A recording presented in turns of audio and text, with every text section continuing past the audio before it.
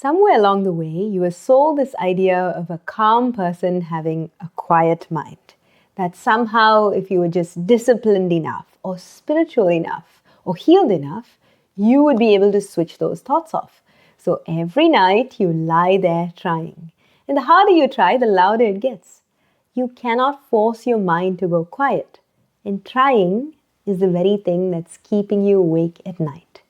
You know the feeling when it's 1 a.m. in the morning and your body is still buzzing from that evening coffee and your mind is literally running in a million different directions?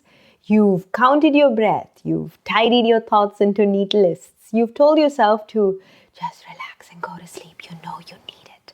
But even after trying these different things and trying to do something about it, it's almost like trying to stop a thought is like trying to smooth water with your own hand.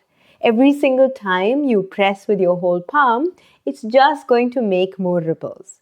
The effort to try and quiet a mind is itself creating more noise. And it's kind of like, when you listen to an intellectual podcast to just fill the gaps, whether if it's you're driving or you're just about to go to sleep, and you try and learn as much information as possible so you don't feel overwhelmed with everything that's going on.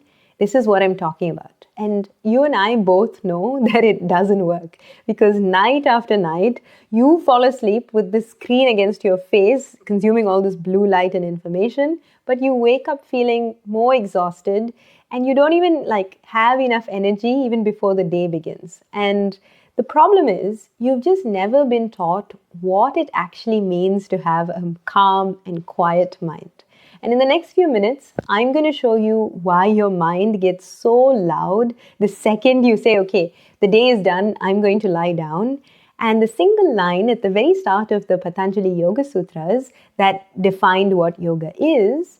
But I'm also going to give you a simple little practice for tonight that doesn't expect you to empty your mind and be all calm at all. In fact, all it does is it changes the contents and your relationship with the contents of your mind.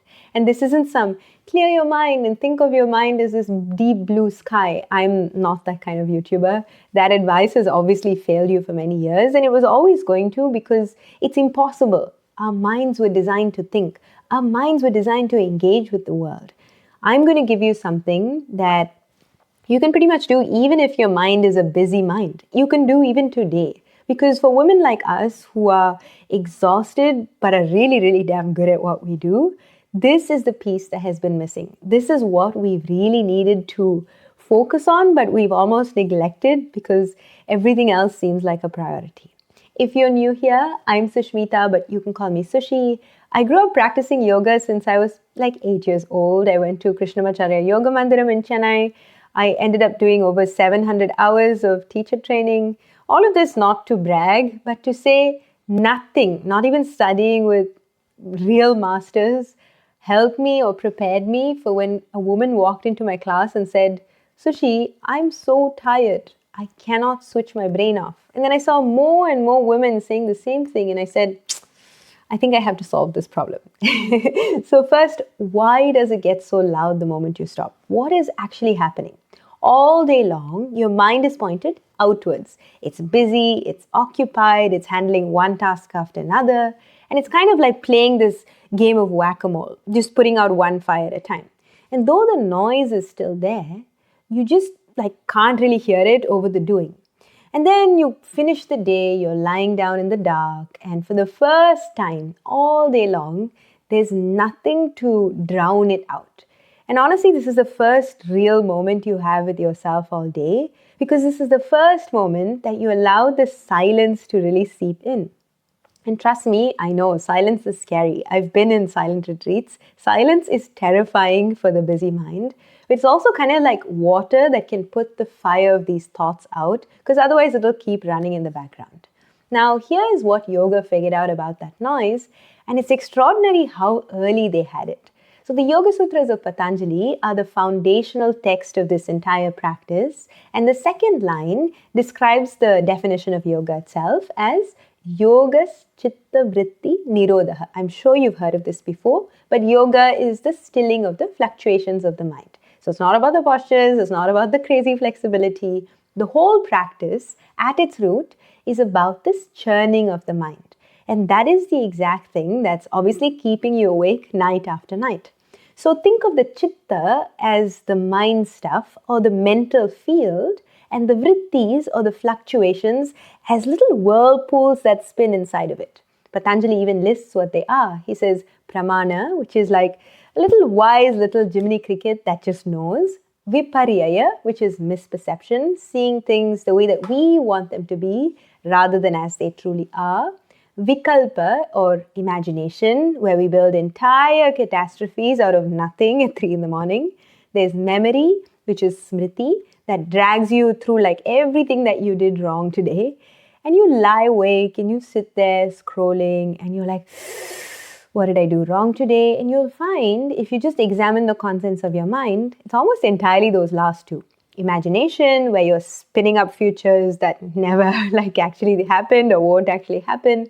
And then smriti, thinking of things in the past that you can't actually change.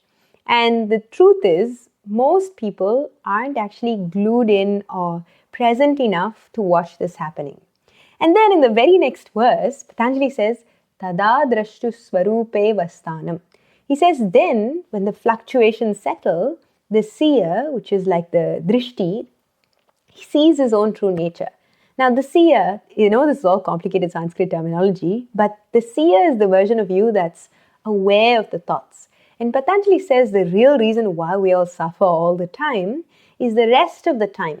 He says in the next verse, he says the rest of the time, we identify ourselves with the fluctuations. We say, I am anxious, I am depressed, I am feeling overwhelmed. And you can be the witness of that experience, or you can be the one that's drowning in it. You see, those two are two completely different reframes, because on the one hand, you're watching from the bank, and on the other hand, you're drowning in it. The old image that I was given in my teacher training was this of a lake. So imagine a lake, and it gets like whipped up by the wind. There's ripples everywhere, and in that moment, you can't see your reflection because your reflection is obviously being shattered into a million different pieces by the ripples. You cannot see clearly, and you cannot see that underneath the ripples, there's always clear, steady water under the surface. And the real you, yoga says, is not the ripples, but the depth. You are the stillness that all these ripples are happening on top of. And you don't need a calm lake. You don't need a lake to be perfectly calm. And you can't do that by slapping the water flat. Your mind is going to think there are going to be like winds that you can't control.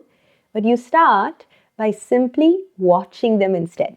Now, before I start to give you 3 steps and give you like actual protocols, if you'd like to take a quiz to find out what archetype you are when it comes to your overthinking, then comment the word reset below. There's also a pinned comment and I will be happy to send it over.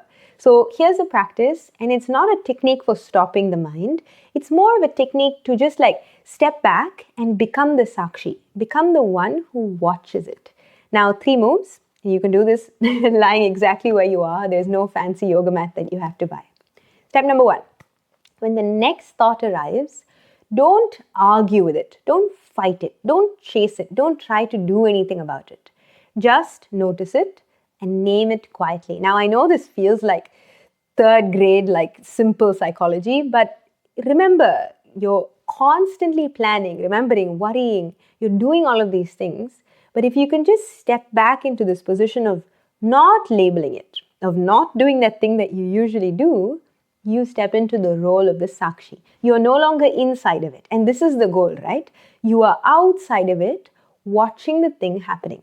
And that small step outside is the entire thing. That is you shifting into the sakshi, being the one that sees. Easier said than done, but worth noting. Number 2 is give the mind a single thing to rest on.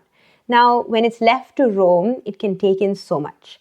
In Dharana, or concentration, is the 6th limb of Ashtanga Yoga, and it simply means one-pointedness. So maybe you just choose the feeling of your own breath. You breathe into your belly, you're not controlling it, you're not doing anything fancy. All you're literally doing is watching it rise and fall.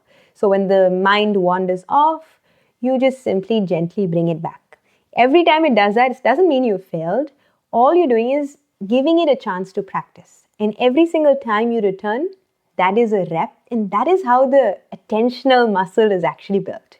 Number 3, let go of trying to make anything happen at all. That's the secret. That is it. This is the part that finally works, and it's also the hardest for people like us because you're not trying to fall asleep. You're not trying to empty your mind. You're simply lying there, being the one that watches, letting the ripples be ripples. And somewhere in that, without you forcing it at all, it's like the surface begins to settle. And often, so does your body, so does your mind, and so do you. And for years, I promise you, I thought being a good yoga teacher is someone who had a perfectly silent mind, who had a meditation practice, who could sit still and not do anything at all. And my mind and my body would not do that. I was the opposite of somebody who could do that. And I just decided, okay, that's not for me. But the point was not that I needed to have a perfectly still mind. It was I needed to have a mind that wasn't just dragged around by everything. And so right now, I still have a busy mind. I just don't believe every word that it says. So tonight, when it starts, don't fight it. Instead, just step back. Name what you find and give the mind just one quiet thing to hold on to. And remember the line, this is like the whole of yoga, right? You are not the fluctuations. You are the still, clear depth that all of these fluctuations are happening on. And you always were. And if you want to know which kind of overwhelm or burnout is driving your racing mind right now, whether it's the wired kind that can't switch off or the flat shutdown kind, there is a 2-minute quiz that I've pinned at the top of the comments. You can also find it in the description below because they quiet down in slightly different ways, and I think it's worth knowing. So comment the word reset. You'll find this in the description below and start it tonight. Thank you so much for watching till the very end. I appreciate you. Like, subscribe, follow, do all of the good things, share it with your friend, and I look forward to seeing you in the next one.